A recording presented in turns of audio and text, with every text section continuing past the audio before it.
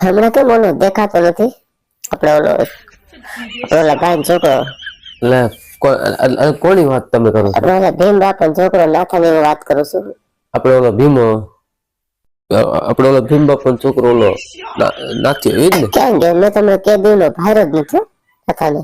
એ ના સુરત ગયો, હીરા ગામમાં ગયો, બીજી ક્યાંય ગયો નથી. હમણાં નથી દેખાતો. મેં હજી ભાઈરો જ નથી કે દીનો, એટલે તો તમને વાત કરું છું. સુરત ગયો છે હીરા ગામમાં નાથો.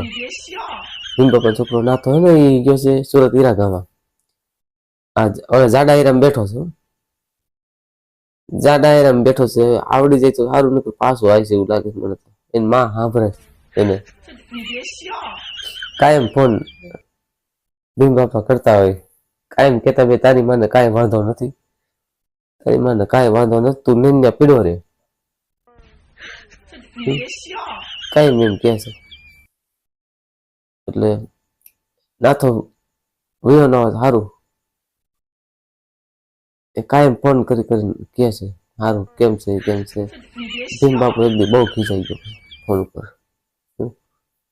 નાથો તે ફોન નથી કરતો, હવે ન કરે ફોન, પૂરું થઈ ગયું. લગભગ ટકી જાય, એક નહીં ટકે નક્કી નથી. ભીમ બાપા એમ કહેતા હતા લગભગ હવે નહીં ફોન આવે, ટકી જાય.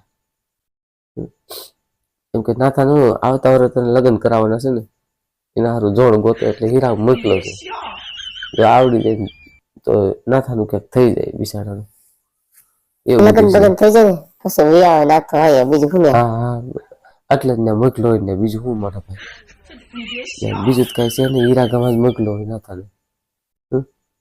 ભીમ બાપા બહુ હોશિયાર નીકળે, તમને ખબર નથી ને? મને ખબર છે. જેટલા એ બહાર છે ને એટલા જ અંદર છે ભીમ બાપુ. તને શું ખબર?